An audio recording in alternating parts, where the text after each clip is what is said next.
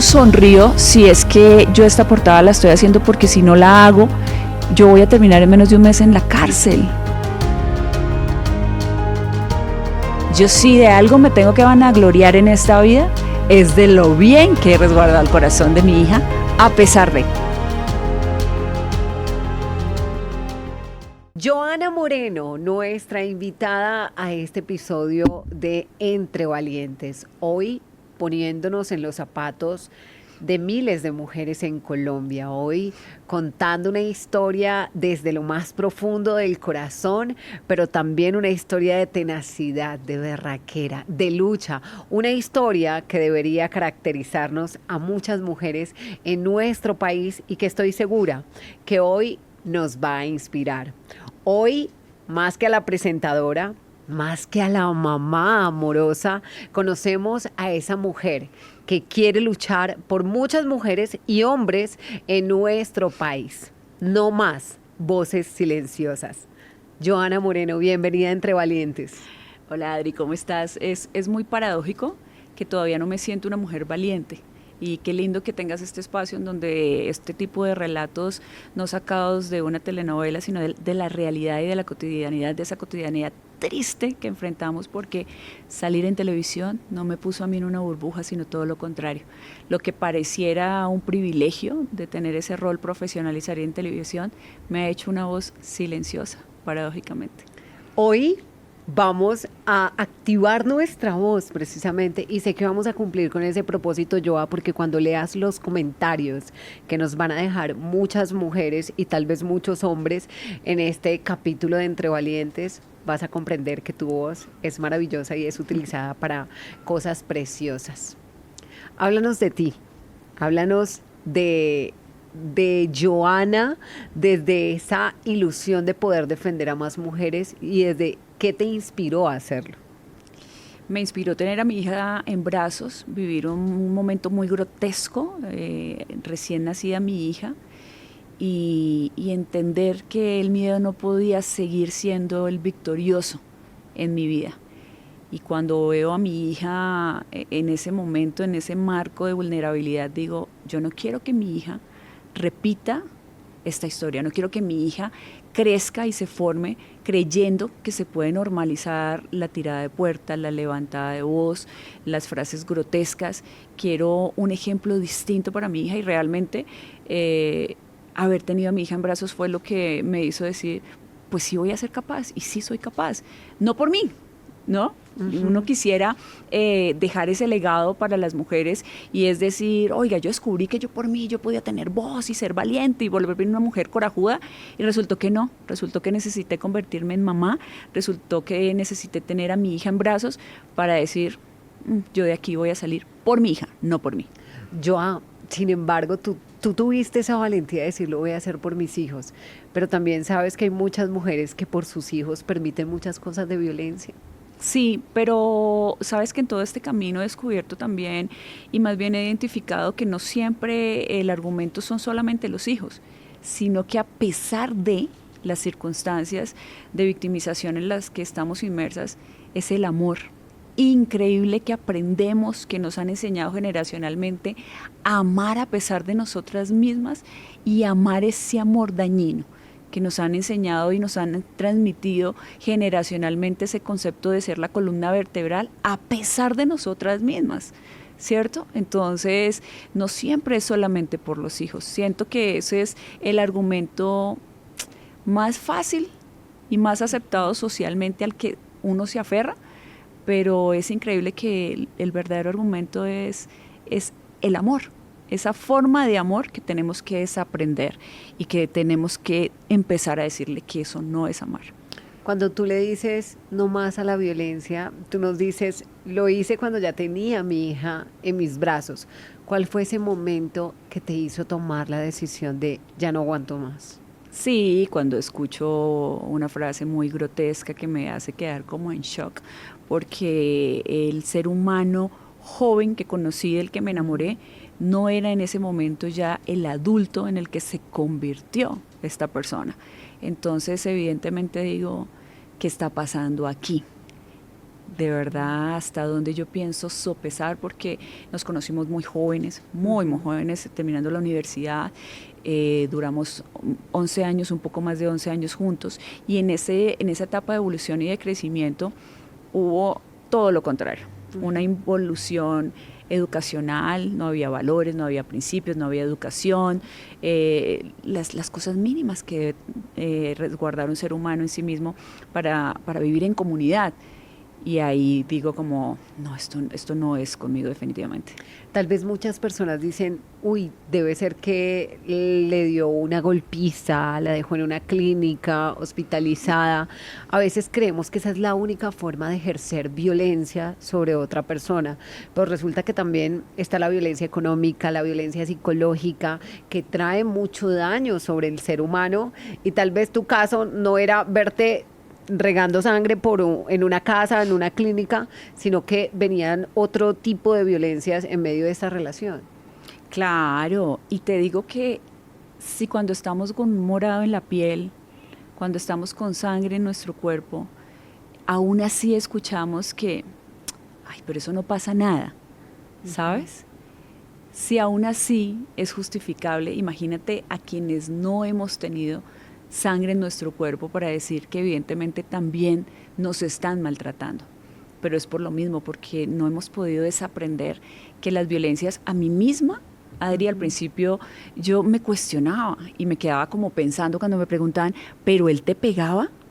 Porque incluso de tu lado, cuando me entrevistan o cuando nos preguntan a las mujeres que hemos tenido la capacidad de ir subiendo poco a poco el volumen de la voz, no para hablar fuerte, sino para empezar a encontrar la voz que teníamos por allá escondida, porque el miedo no nos permitía hablar, es como que realmente se hace tan difícil decir, oiga, es que yo también vivo violencias. Es mucho más difícil cuando no hay evidencia física para que te crean, porque incluso teniendo los golpes, la primera sensación y la primera frase espontánea es, ¿quién sabe qué habrá hecho para que le hubieran hecho eso? O sea que además la sociedad solapa y justifica que si nos golpean es porque hicimos algo, y no porque el que lo hace tiene un problema grave realmente. Tal vez muchas personas están diciendo, no, tan fácil tomar la decisión y el respaldo cuando se tiene un micrófono, cuando se tiene una cámara, pero sé yo a que no fue tu primera opción acudir a un micrófono, acudir a una cámara para contar lo que estaba pasando, sino que empezaste un proceso como el que empiezan cientos, miles de mujeres cuando toman la decisión de terminar una relación por temas de violencia. ¿Qué sucedió? ¿Qué pasa después de que tú tomas la decisión y dices, esto no es lo que yo quiero vivir, me voy a separar, voy a iniciar una vida con mi hija, una vida de madre soltera como muchas en Colombia? Sí. ¿Qué proceso se viene para ti? Ahí sí que el más retador, Adri, porque pareciera que lo difícil era vivir inmersa en un marco de violencia intrafamiliar o de distintos formatos de violencia, ¿no? La económica, la que tú mencionabas ahorita, que también es muy grave, la psicológica, que es así, que es aún mucho más iluso pensar que es fácil de demostrar que se pasa por esas violencias psicológicas, y viene una etapa de violencia mucho más grave y más grotesca, que es la violencia institucional. Cuando tú tienes que ir a intentar demostrar que lo que tú dices es verdad, cuando la violencia institucional por parte de los funcionarios públicos, no de todos, Adri, no de todos, pero sí existe esa revictimización. El victimario existe porque muchos funcionarios públicos y muchos abogados ajenos a la ética profesional acompañan y empoderan y engrandecen y robustecen también estas teorías alrededor de los victimarios. Entonces, entro a sumergirme en un espacio en el que en televisión te dicen denuncie. Las pautas publicitarias es denuncie.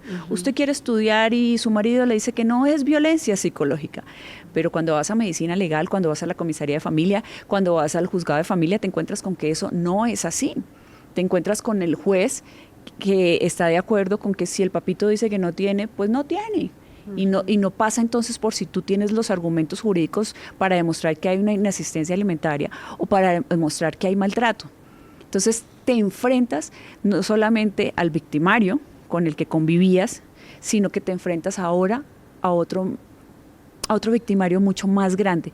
Y este sí que con un poder legislativo y jurídico claro, que toma decisiones. Que fractura realmente claro. la familia. Porque tú te puedes lograr sacar del lado del victimario que te agrede, que te violenta psicológicamente, que te violenta económicamente, y buscar un refugio.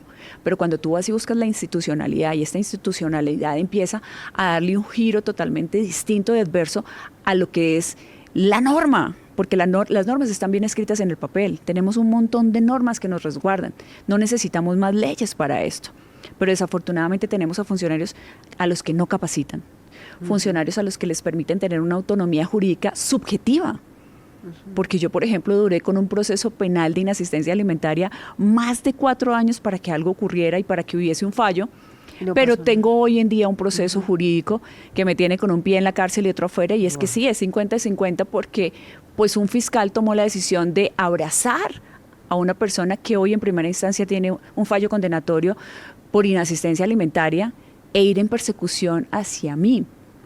Y cuando te digo es una persecución hacia mí es porque evidentemente no hay un argumento fáctico, y sin embargo yo tengo que ir ahora a un juicio a decir que no soy responsable, pero además están pidiendo la condena máxima de 12 años intramurales. Entonces dices, ¿qué pasa? Pues ¿qué pasa? Que entonces la realidad institucional no es esa realidad idílica que sale en los comerciales, no es esa realidad idílica que te dice marca la línea púrpura, porque la línea púrpura, por ejemplo, se comunicó conmigo, yo me comuniqué y se me comunicaron al año de que yo había buscado ayuda en la línea púrpura. Entonces ha pasado un año y siguen creyendo que tienen que inventar y crear más líneas y más accesos de comunicación. ¿Para qué? Cuando ya uno está quizás muerto, cuando uno ya la cárcel. Está en la cárcel, por ejemplo, en mi caso, porque es una posibilidad, es una opción. Yo hoy, claro, voy a ir a un juicio, y claro que tengo abogados, y claro que voy a llevar mis pruebas, pero sin embargo también hay otro 50% que no sé qué va a pasar. Yo a muchas personas ya se están preguntando, ¿cómo así? Estabas luchando por ti, por tu tranquilidad, sobre todo por la de tu hija, porque tú misma lo dijiste, más que pensar en ti, estabas pensando en el entorno de tu hija. Sé que en medio de este proceso incluso llegó un momento donde esta persona logra arrebatar de tus brazos a tu hija, sí, pero también me dices que terminas en medio de un proceso legal que hoy te podría llevar incluso a la cárcel. Sí. ¿Cuál es ese proceso legal y cómo una mamá que toma una decisión de proteger a su hija, de proteger su integridad, termina en medio de un proceso jurídico? No solamente de uno, mira, protocolariamente cuando tú haces una manifestación en una comisaría de familia de que estás pasando por algún tipo de violencia, las comisarías de familia tienen un ABC que deben cumplir, y parte de ese ABC es que si tú manifiestas una acción de violencia, ellos comunican a la fiscalía y la fiscalía autónomamente empieza una investigación. En mi caso yo hice unas manifestaciones de algunas situaciones, yo no sabía y empezó un proceso de violencia intrafamiliar, y te voy a decir que es paradójico porque uno no necesita ser abogado para entenderlo, que si se supone que yo soy la víctima, porque yo sí no tengo problema con llamarme víctima, pues claro que lo soy, o sea que sí, esa es la realidad. En ese momento el juez no toma una decisión jurídica y un fallo sobre si realmente estoy viviendo violencia intrafamiliar o no y lo encuentra responsable a él o no, o sobre unas lesiones personales, sí o no, sino que termino yo con un fallo en mi contra en donde el juez dice que además lo que hace es compulsarle copias a la Fiscalía General de la Nación por un supuesto uso arbitrario de la custodia. Y Adri, te digo yo, si se supone que la comisaría me da una medida de protección en su momento porque encuentra que hay hechos en los que estoy siendo vulnerada, internamente hacen un proceso, aperturan un acto jurídico por violencia intrafamiliar, ¿cómo es posible que la que sale con un fallo en contra soy yo? ¿Cómo es posible? ¿Cómo es posible? Es absurdo, es de no creer, no hay cómo entenderlo. Lo que pasa es que en ese momento, claro, la gente te dice, no, pero eso no es legal, no, pero sí, pero ¿y dónde está el que dice, toma este abogado que yo voy a pagar? Porque no creo en las cosas regaladas, y he vivido también el desastre jurídico y la responsabilidad jurídica en las instituciones, en la Defensoría del Pueblo, en la Secretaría de la Mujer, porque claro, yo tuve que pedir muchas veces que me asignara un abogado de oficio porque no puedo, estoy sacando sola adelante a mi hija, me llegaron tantos procesos en un momento que tuve que vender mi apartamento, irme a vivir a Casillas con mis papás, empezar a reorganizar mi vida para poder seguir sacando adelante a mi hija yo sola, porque mi hija depende autónomamente de mí, de nadie más. Y tú no sabes, o sea, muchas veces se supone que si tienes ahí abogados, deberían estar preparados en perspectivas de género, en violencias de género, deberían llegar robustos a defenderte. Y muchas veces a mí me tocó una abogada que me decía, ay no, es que como no se habla la abogada de él, y yo no sabía si abrazarla a ella cuando se suponía que ella era él era la que me tenía que defender. En algún momento llegué a Adri, en ese proceso de violencia intrafamiliar, y cada rato cambian los fiscales, además. Entonces es como volver a empezar todo el proceso. Claro, y la fiscal... Contar toda la historia. Hola, señora Patricia, y yo, ¿cómo así que Patricia? Me llamo Joana. O sea, la fiscal que me tenía que defender a mí... No tenía ni idea quién eras. Ni siquiera llevó la carpeta que tenía mi expediente. No, impresionante. Entonces yo le digo a la gente, fíjense cómo es muy fácil creer que yo salgo en televisión y que soy millonaria. No, nada más ajeno a la realidad, me encantaría. Ojalá voy a volver a pueda retomar mis finanzas pronto y no termine yo en la cárcel, como es su propósito y el de la abogada de él. Que además tiene una abogada, mujer. Sí, mujer, sí. Sí. Hay toda una trama detrás de eso, porque ¿no? hablamos desde lo profesional y listo, somos profesionales y estudiamos, y a un abogado el otro día decía que pues finalmente a ellos les pagaban por eso y ese era su deber, ejercer para defender a la persona que lo requiriera, pero aquí yo creo que también tiene que ir algo ético, moral, ¿no? Algo moral, exacto, que te permita decir, hay una injusticia hacia una mujer y hacia una niña. Sí, porque además, al quererte hacer daño a ti, pues también le quiero hacer daño a una menor que está siendo protegida por una mamá que está buscando sacarla adelante. Este proceso, Joa, fue el que finalmente te llevó a decir, tengo que utilizar los medios. Estoy trabajando en los medios, pero tengo que utilizarlos. No, ni siquiera. Esto te lo contextualizo porque sabes que creo que incluso nunca lo había mencionado tan explícitamente y hoy digo, ok, también es importante que las personas entiendan por qué yo hablo de esas falencias que tiene la institución pública y de esas irresponsabilidades con los funcionarios públicos, porque de no auditarlos, de no prepararlos. Te voy a contar un dato, y es que precisamente hace unas semanas el Consejo de Bogotá presentó unas cifras referente a una veeduría que se le hizo precisamente a las comisarías de familia. Y en estas cifras que entregaron hablaban de cerca de 300 casos presentados a comisarías de familia de menores de edad, víctimas de abuso sexual, de presunto abuso sexual. Sin embargo, de estos 300 casos, únicamente 34 habían sido reportados a la Fiscalía, es decir, solamente el 10%. ¿Qué pasaba con el otro 90% de los niños que estaban viviendo en hogares donde al parecer estarían siendo abusados y violentados? Y aquí se enciende una alarma referente a lo que estaría pasando en las comisarías de familia, y el Consejo pide que se haga una veeduría, una investigación clara respecto a lo que hay detrás del trabajo que se está haciendo en las comisarías de familia. Estoy de acuerdo contigo en que hay muchas personas que hacen su trabajo con responsabilidad, que cumplen con su trabajo con responsabilidad, pero ese porcentaje que no lo está haciendo así, ¿a cuántas personas está afectando? No, muchos. Además te voy a decir algo. Es importante, por supuesto, no podemos restar la importancia a eso que acabas de contar, pero ¿qué tanto hace la alcaldía realmente para...? La alcaldía es la jefe directa de las comisarías de familia. ¿Dónde está la alcaldía en lugar de estar pagando campañas, en lugar de estar pagando publicidad, en lugar de estar imprimiendo folletos? ¿Dónde está la alcaldía llegando de repente a las comisarías?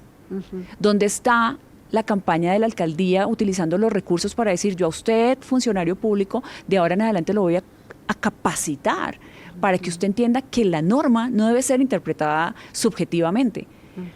Porque lo que te ponía de ejemplo ahorita, yo duré más de 4 años y medio esperando un fallo de inasistencia alimentaria en un proceso penal, pero en el mío sí en menos de 3 meses me imputaron, me acusaron y ya estaba lista para la audiencia preparatoria. Ahora en septiembre empieza el juicio. Entonces, ¿por qué para un fiscal la inasistencia alimentaria no es relevante y se tomó más de 4 años, y para un juez de familia y se tomó más de 4 años un Y estaba proceso cuando involucrada estás una hablando de los menor- alimentos de una un menor de niño? edad. Ujú. Pero ¿por qué para perseguirme a mí por un supuesto fraude procesal hubo tanta celeridad? ¿Qué hace tan importante que un proceso en mi contra, tú quieras meter a una mamá, la única garante de los derechos de mi hija? ¿Qué lo hace diferente? ¿Por qué es más importante perseguir a esta mamá para meterla 12 años a la cárcel por un supuesto fraude procesal?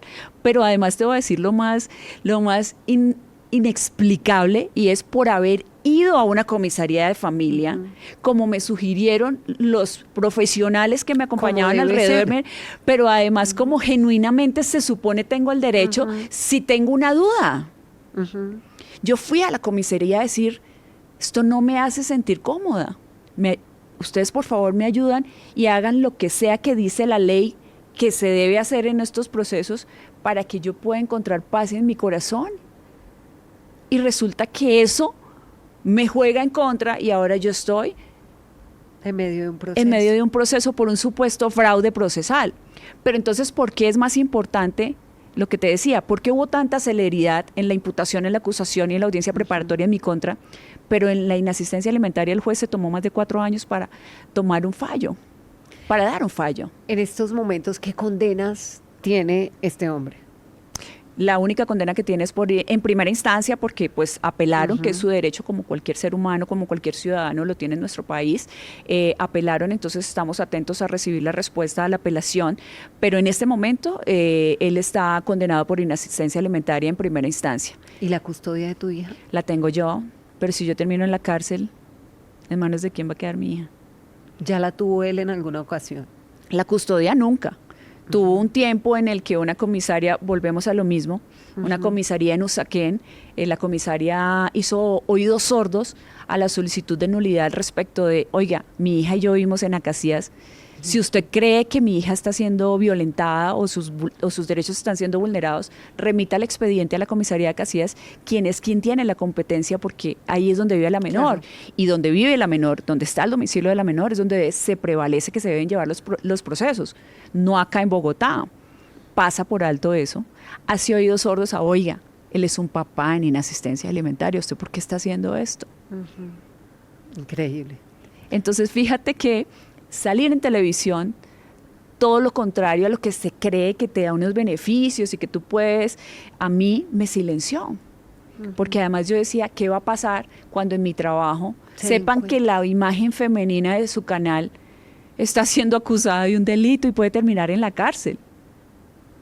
Eso te lo decías tú mismo, o sea, nadie en tu canal sabía lo que estabas viviendo, pero tú tenías miedo de lo que podía pasar. Claro, porque una cosa es tu círculo afectivo, tus amistades que te conocen y saben de qué está hecho tu corazón y los valores y los principios que están arraigados, esos no se pueden sembrar, esos tú los tienes o no los tienes desde casa.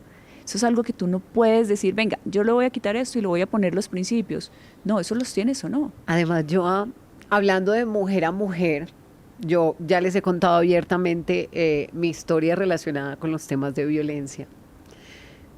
A uno le arrebatan la tranquilidad, le arrebatan la paz, le arrebatan la vida. La vida. Y muchas veces lo único que a uno le queda es su trabajo. Entonces tú vas al trabajo y tu trabajo es ese lugar donde no hablas de lo que te está viviendo, ni lo que estás viviendo, pero es como tu lugar seguro. Y cómo es vivir con ese temor de lo que está sucediendo y luego tener que hacerlo público y lograr mantener tu trabajo, Joa. Es todo menos vivir. O sea, es no tener permiso de ser, es sobrevivir. Es llegar al trabajo y sonreír, es acabar de salir de una audiencia.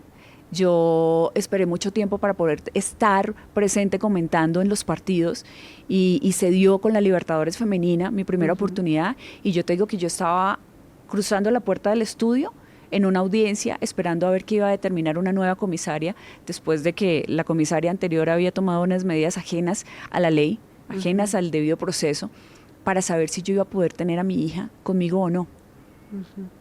Y escucho el fallo y estoy a 5 minutos de ir al aire, cruzo la puerta, me tocó contarle a mi productora, a mi equipo, yo lloro, y mientras lloro desconsoladamente, Adri, feliz porque afortunadamente se ha demostrado en ley que ese proceso nunca debió haber existido, por lo menos ese, y a la vez me estaban alambrando y tenía que ir al aire y no podía tener la voz entrecortada, ¿sabes? En un momento que yo llevaba años esperando y era poder comentar un partido, poder decir, oiga, me dan esta oportunidad que yo soy capaz de, ¿sí? Si yo hubiera contado lo que me estaba pasando, seguramente yo esa oportunidad no la hubiera podido tener. Claro. Por eso tuve que sobrevivir a esos 2 momentos y entrar feliz y todo lo demás, pero 3, 2, 1 y para adelante. Cuando esto pasa, ahora con el supuesto fraude procesal, que definitivamente el fiscal toma la decisión de enjuiciarme y de llevarme a un juicio que no sé cómo voy a afrontar, porque yo no sé uno realmente cómo se prepara para eso, no lo sé. Cuando escuchas que te dicen quiere acogerse al principio de oportunidad y declararse en este momento culpable para negociar la condena, te mueres y naces ahí en un instante. Claro. Vas y vuelves al otro lado y vuelves.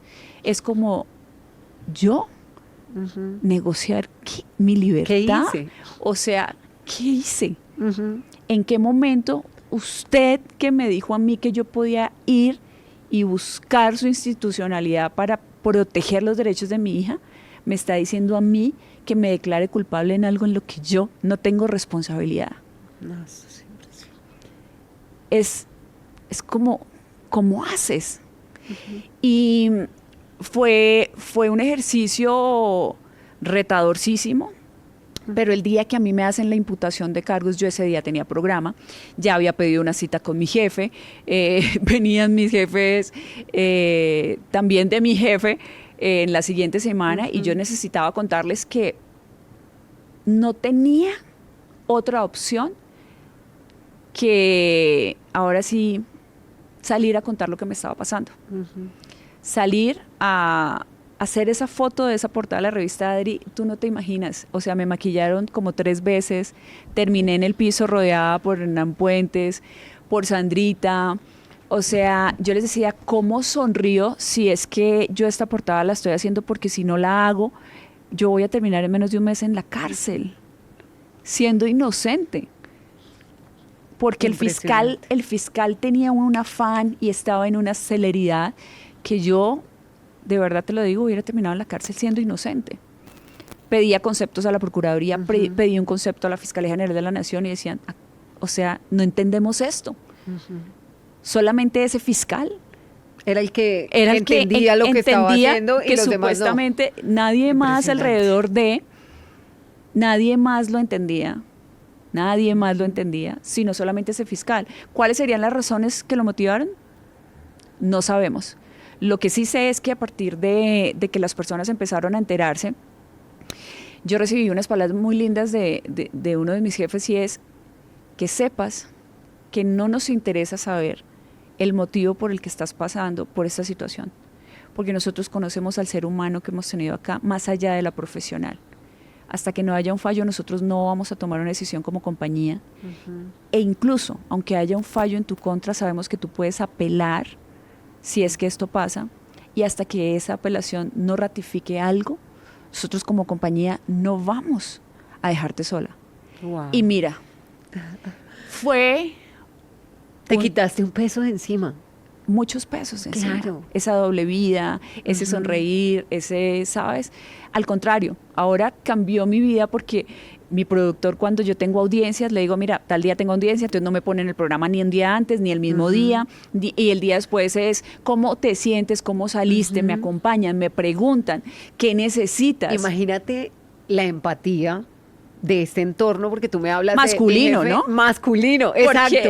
O sea, tus jefes, porque es muy fácil, que uno en medio de estas situaciones de violencia termine odiando todo lo que tiene que ver con hombres. ¿Sí? No. O sea, puede llegar a ser muy fácil, digamos, que tú te dejes contaminar de esto que sucede y que tú no quieras saber de nada de hombres, y que por lo mismo no puedas llegar de pronto a experimentar el amor que puede venir de ellos. Porque hay hombres maravillosos No, y en divinos. este caso a ti te sucedió, o sea, te rodearon hombres espectaculares. Sí, y yo por eso siempre he sido una abanderada realmente de que este tipo de temas no nos pasan solamente a las mujeres, y los hombres son unos seres humanos que no podemos abrazar, porque hay seres humanos lindos, hombres líderes, hombres que quieren también decir, ven, nosotros te acompañamos en esta campaña, nos parece chévere, también son hombres ejemplares, y yo te digo la verdad, o sea, yo no me he negado el amor, porque de verdad no he tenido a partir de ahí nunca una experiencia negativa con ninguna de mis parejas. Vivo un presente amoroso, o sea, ni siquiera soñado, vivo un presente amoroso con una pareja que es profundamente amorosa, que es profundamente leal, que es un ser humano, muy humano. Entonces, de verdad, sentirme abrazada por todos ellos, entendiendo un poco, y te digo la verdad, a partir de que sale la revista, empezamos, yo no temo porque deba algo, Adri. Yo temo por ver el alcance de los funcionarios públicos más allá de no tener pruebas reales y tener la potestad y esa capacidad jurídica de poderte meter a una cárcel a pesar de eso. ¿El mismo fiscal lleva el caso? ¿Sigue con el caso? No, ¿O cambiaron de fiscal? Mira que salió la revista, llámalo coincidencia, llámalo justicia divina, llámalo milagro de Dios. ¿Influencia? Yo no sé, llámalo como tú quieras. Sí, pero porque apenas, a veces esto termina siendo una alerta para lo que está sucediendo. O sea, tristemente, hay mujeres que en realidad no tienen esta bendición y que hoy en día están viviendo unos casos impresionantes y que tú dices, casualidad, bendición, tenemos que recurrir todas a una situación de estas para que se hagan las cosas como se deben hacer. Mira que logró afortunadamente terminar siendo una bendición, pero hubiera podido salir todo lo contrario. Y ha sido un ejercicio muy lindo porque es como, yo nunca me imaginé que a lo largo de mi carrera profesional la gente tenga algo tan bonito de mí en su corazón, te lo prometo. O sea, yo hay gente con la que, hola, ¿cómo estás? 5 minutos en un evento, en un cubrimiento, todo lo demás, y cuando las personas empiezan a leer lo que está pasando ahí, a etiquetar la fiscalía, a etiquetar la procuraduría y todo lo demás, este fiscal no volvió a aparecer, Adri.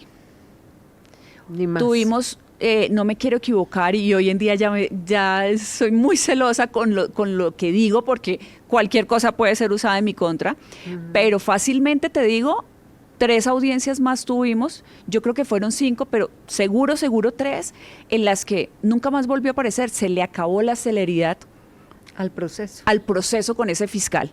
Y hoy en día, pues duramos un año, Adri, que nunca más volvimos a saber del fiscal. No se volvió a presentar en ninguna de las audiencias. Yo ahí firme, siempre he estado para poner la cara, más allá del temor, más allá del miedo, más allá del pánico que me genera, más allá de lo fisiológico, el dolor de estómago, la soltura, la vomitada, todo lo que me genera siempre que tengo que ponerme ahí porque no sé qué va a pasar.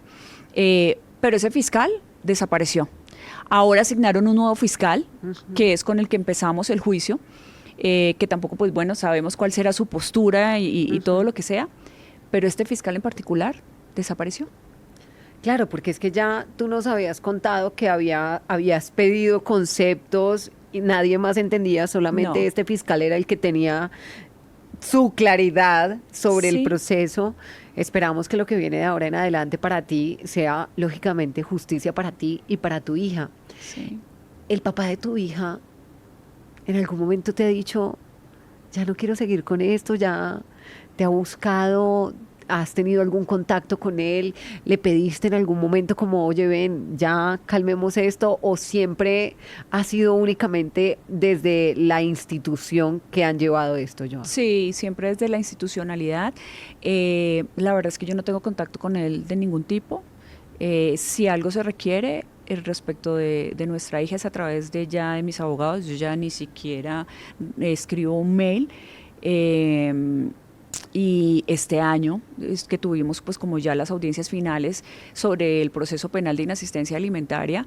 En una de las audiencias, no te diría que la palabra me sorprendió, pero yo decía, wow, uno cómo puede vivir 11 años, me separé hace 11 años, y uno como a hoy en su presente puede seguir viviendo con ese odio, o ese rencor, o yo no sé cómo llamarlo, pero con ese sentimiento y tener que escuchar en una audiencia que él y su abogada siguen insistiendo en que yo voy a terminar en la cárcel. Entonces, evidentemente, lo que yo conozco realmente de lo que pasa por su corazón y lo que pasa por su abogada, que soy yo la abogada que lo ha acompañado en todo, es que se va a demostrar quién soy yo, porque yo voy a terminar en la cárcel por el proceso del supuesto fraude procesal. Entonces, te digo la verdad, esa es la postura que yo he escuchado de él y de su abogada hace no 2 meses, un poco más. Sí, impresionante. Sí, la verdad sí, es como que, bueno, no sé cómo pueden dormir, una cosa es él y otra cosa es cómo la abogada que lo acompaña y lo representa también alimenta esto, ¿no? Claro, porque se está actuando desde la rabia, desde el odio, pero uno dice, ¿y en qué está basado esa rabia y ese odio? Sí. Hay personas que tal vez en el momento en el que cometen un error en medio de una relación, pierden a la persona y entonces ya de allí en adelante nace una rabia, un resentimiento, un rencor que los persigue durante mucho tiempo. Y es el caso tal vez de muchas mujeres, Joa, que son acosadas, que son perseguidas, que son acusadas, señaladas como lo has sido tú, y que tal vez viven un infierno por haber tomado la decisión de salir de una relación. ¿Y quién las rescata de ese infierno? No, muchas veces ni siquiera uno mismo. Yo la verdad es que siento que mi mayor virtud frente a estos 11 años de lo que he sopesado y lo que me hace vivir con esperanza de que ojalá el fallo de este juicio sea un juicio justo, en ley sobre todo, ¿no? Pues, que sea lo que logremos nosotros con nuestro equipo jurídico demostrar versus lo que ellos tienen para demostrar que supuestamente yo merezco ir 12 años a una prisión. Te digo la verdad, es mi esencia. Mi esencia nunca ha cambiado. Yo no, a veces he tenido conversaciones con mis amigas y las entiendo con mi núcleo familiar porque pues me han visto, yo he terminado, imagínate, yo peso 60 kilos y he pesado 48 kilos, Adri. Claro. O sea, tú imagíname con 12 kilos menos, o sea, calavérica, sin dormir, tirada en un piso, llorando. Tu salud mental, ansiedad. El año pasado, el día de la audiencia de imputación, yo tenía programa y yo llegué allá, ya algunos sabían y un compañero mío llegó y se puso a llorar y yo tuve un ataque de ansiedad. Yo ese día no pude salir al aire porque fue ver a estos hombres, partners míos, tan buenos hombres, con esa sensibilidad. Wow. Y por primera vez yo me permitía estar abrazada con mis compañeros a los que yo les ocultaba lo que me estaba pasando y ese dolor tan grande que yo tenía en mi corazón, y agarrada de las manos de ellos lloraba. Wow. Y todos ahí conmigo, ¿sabes? Y a pesar de eso es como, pero tú lo odias. Yo, no. Pero tú tienes ese sentimiento, no. Y válido. Claro. Pues, pero yo no soy un ser humano que niega las emociones. Pero como mi esencia nunca ha sido esa, a pesar de, y siempre que hablo digo, oiga, el día que yo me muera, seguramente si yo pudiera conversar con Dios o con el Dios en el que cada uno en su casa que nos está viendo, Adri, crea, y le diga, oiga, ¿y usted qué ser humano fue? Yo no puedo ir y decirle, no, es que como el papá de mi hija me hizo esto, pues yo aquí fui un ser humano distinto. Ahí es donde siento que realmente está la prueba de la vida de qué clase de ser humano soy yo. Y me he demostrado, no, Dios mío, tantas veces y tan repetitivamente que yo soy un ser humano lindo. Sí. ¿Y sabes qué es lo más importante? O sea, obviamente lo más importante es uno poder llegar delante de Dios y decirle, check, lo hice mire todo que a pesar bien, de que esto, a pesar de que me hicieron todo esto, yo fui chévere. Sí. Pero mientras estás aquí en la tierra, Guadalupe lo puede ver. sea, Sí. le puedes decir a tu hija, a pesar de todo lo que enfrentamos, de todo lo que vivimos, Sí. tienes una mamá que ama, que respeta, que perdona. Y yo siento que eso es lo más importante, porque Sí. no podemos ir sembrando odio en el corazón de nuestros hijos No. que apenas están empezando a vivir. Y quieres que te diga algo, ha sido, todos estos procesos han sido también esa forma de, usted se para en un escenario a decir que realmente uno, a través de la determinación, puede ratificarse en ser un buen ser humano y no justificar, enajenarse de ser un buen ser humano. Usted puede pararse en un escenario y decir, es que a pesar de que el papá de mi hija sea así, mi hija no odia a su papá. Ujú. Mi hija ama a su papá. Y mi hija entiende que hoy esta figura es un maestro de algunas situaciones en las que no debemos acompañar y poner límites. Wow. Pero el día de mañana puede ser un profesor, puede ser un jefe, Adri, puede ser un mejor amigo que esté junto a ella y que ella vea una acción machista, narcisista o violenta. Entonces, realmente, yo sí de algo me tengo que vanagloriar en esta vida, es de lo bien que he resguardado el corazón de mi hija, a pesar de. Wow. Sí, Maravilloso. sí. Porque que tú le preguntes a mi hija si quiere al papá y te diga que sí, Ujú. a pesar de lo que ha vivido. Claro. Porque ya siendo niña, ya teniendo un pensamiento más racional, ya entendiendo qué está bien y qué no está bien, Ujú. que se permita y pueda hablar de no odiamos, aprendemos, ponemos límites, decimos no me siento bien, no quiero estar acá. Eso no significa que, ¿sabes? Eso ha sido algo súper lindo. Bueno, y lo has hecho no solamente con tu hija, sino con muchos hombres y mujeres que han Sí. llegado a tu fundación. Sí. Cuéntame en qué momento todo esto trasciende y tú dices, tengo que crear una fundación y tengo que ayudar a más personas, porque es bonito ver que de nuestra adversidad surja la empatía para poder ayudar a los demás, Joa. No, mira que yo siempre desde niña he tenido implícito ese don de la sororidad. Y a veces tengo unos debates, porque a veces voy al Congreso y voy a muchos escenarios y es como, la sororidad solo le corresponde al género femenino. Y yo digo, no, la sororidad debe cubrirnos a todos. Esa palabra sororidad tan linda como para Sí. dejarla solamente de aquí para allá y de aquí para allá también. Qué tan lindo. Para mí la equidad no es un hombre y una mujer en el mismo lugar o en el mismo o en un número. Para mí la equidad es traer a todos los hombres posibles a hablar de cómo cuidar a las mujeres, de cómo ser hombres lindos, de cómo ser buenos hombres, de cómo tener buenas formas, buenos tratos. O sea, para mí esa es la equidad. Yo ya venía haciendo este trabajo, yo siempre, toda mi vida he ayudado. Ya existía lo que yo hacía con la fundación, pero digamos que ser voz fue mucho más fácil ser voz por otras antes que por mí. De hecho, yo hay un montón de cosas que no puedo contar todavía, porque jurídicamente, no, Claro. mejor dicho, me metería en muchos Porque tú problemas. estás en el proceso aún. Claro, entonces fíjate cómo realmente, aunque yo sea voz, sí y no. Sigo siendo una voz silenciosa en varios aspectos. En algún momento podré seguramente hacerlo, pero bueno, todavía tengo unas limitantes.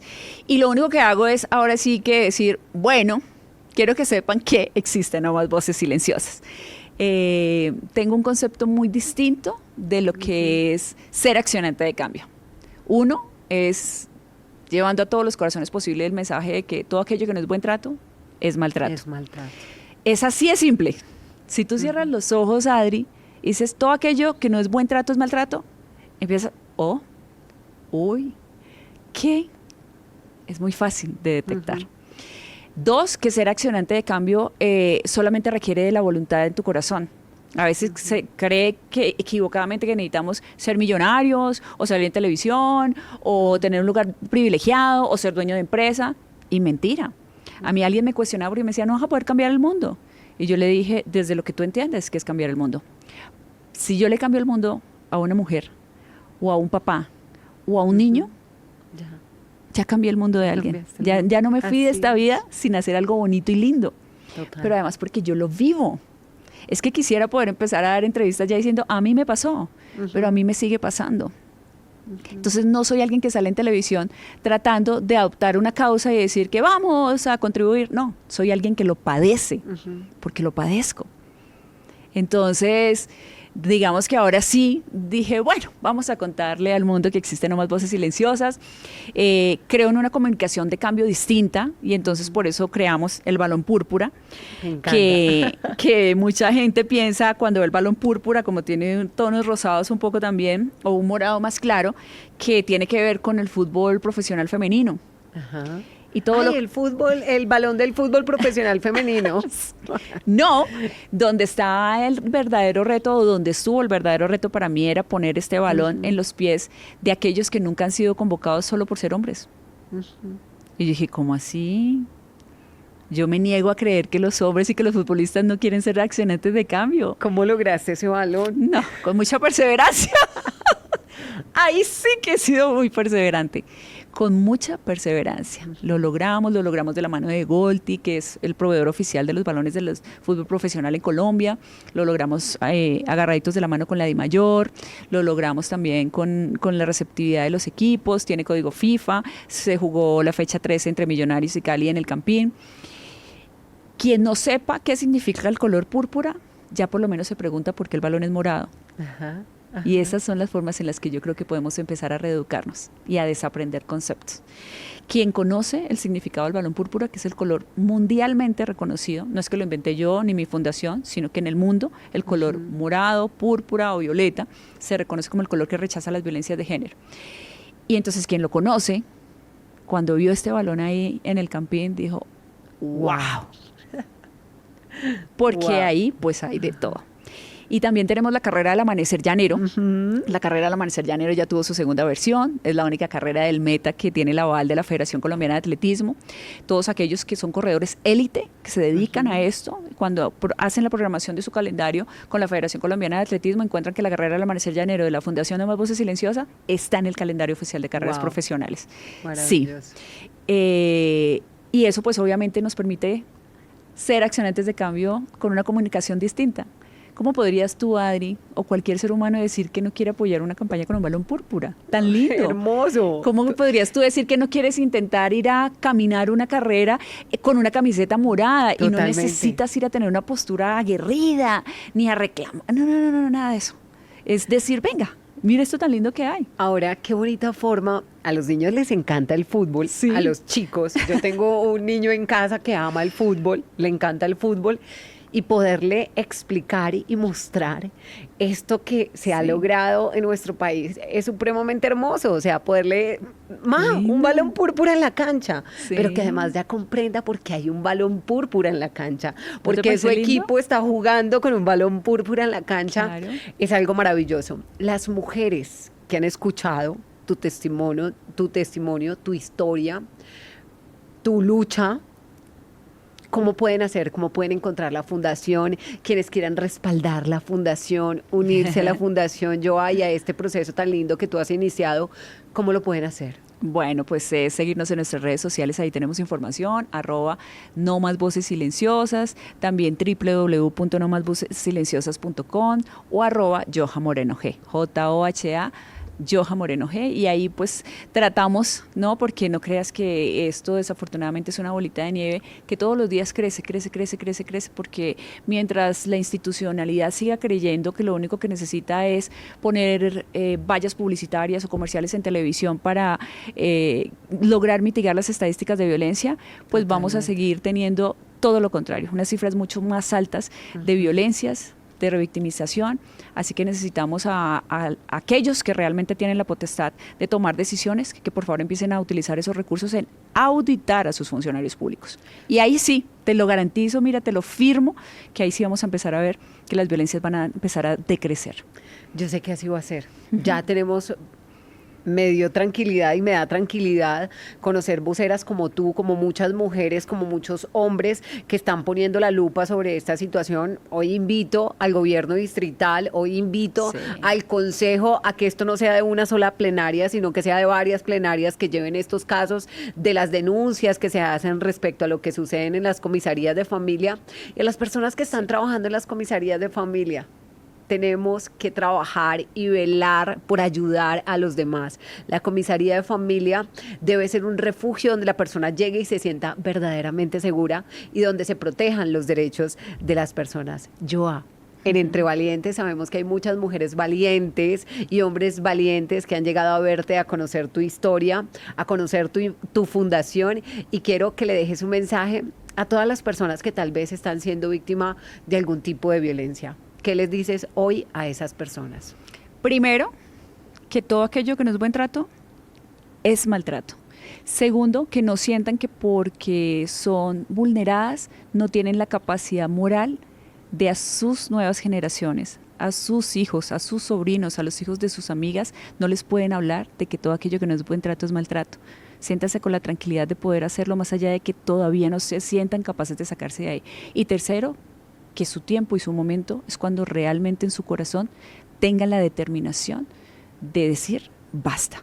No es en los tiempos de los demás, no es a través del consejo de quien desde afuera ve distinta la situación y se cree con la capacidad de transmitirte un coraje cuando no te entrega herramientas, cuando no te entrega un abogado, cuando no te dice yo voy a ir a sentarme a la comisaría las 8 horas que muchas veces uno tiene que estar allá sentado esperando un turno. Entonces, que solamente en su corazón encuentren el momento en el que pueden tener la determinación y que de verdad, yo he logrado sacarme a través de la determinación sola de todo esto, porque al igual que muchos de ustedes, no he tenido los recursos para pagar un terapeuta. A mí no me ha acompañado un terapeuta para sacarme de aquí.